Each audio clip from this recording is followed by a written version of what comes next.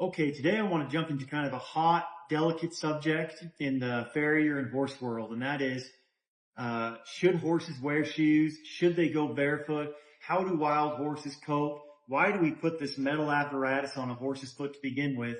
If there are so many wild horses, actually all of them, they don't have the metal shoe on them. Why do we do it? And is it detrimental to the foot? So to jump right into it, um, we shoe horses for one purpose and one purpose alone. And that is we shoe horses when wear exceeds growth. So what does this mean? We put this metal shoe on when the discipline or the activity the horse is doing is wearing off the hoof faster than it's growing.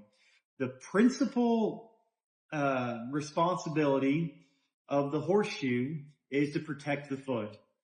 Outside of that, it's pretty gray. I know I've done a lot of videos putting on different types of therapeutic shoes, and I'll be the first to tell you that that is a lot of gray area that I've gone into helping horses with this metal apparatus. But like I said, we shoe horses when wear exceeds growth. There is a big group of people out there that think that horses shouldn't have shoes at all. Now, this is all fine and dandy, and I've got a herd of about a dozen horses out there, and none of them have shoes.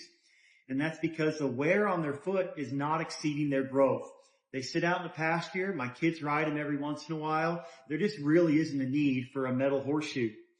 Now, are horseshoes detrimental to the hoof capsule?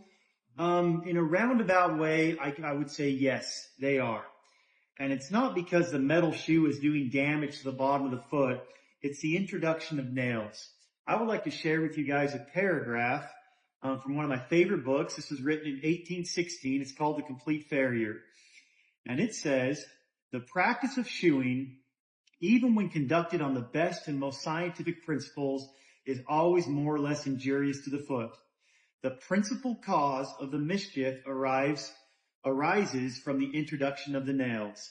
Hence, it would be a very desirable object to discover some mode of fixing the shoe without having recourse to that practice. So what he's saying is that horseshoes have become kind of a necessary evil. I don't believe that the debate should be barefoot versus shod. It's just too obvious to me that some horses need shoes if they're being worked to that point, and a lot of horses don't need shoes. I think the correct debate is, should we be riding horses to the point where they need shoes, or should we be leaving them alone, or riding them, or just not riding them to the point where their wear exceeds the growth?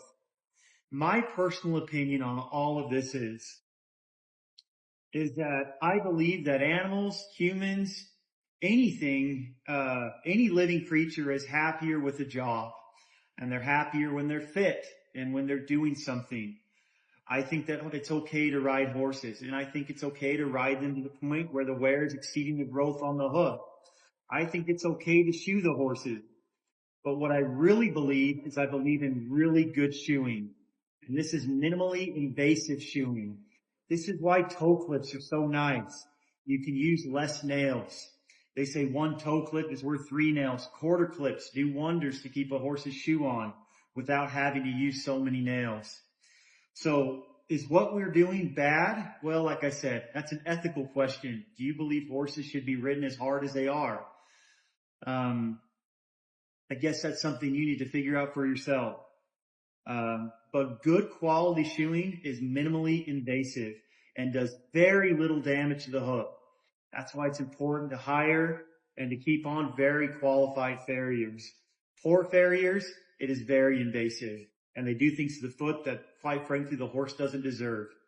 But good educated farriers that have dedicated themselves to the trade, it's all good. You can ride your horse, the horse is sound and comfortable, and you are leaving the hoof better off than when you started. Thanks for watching.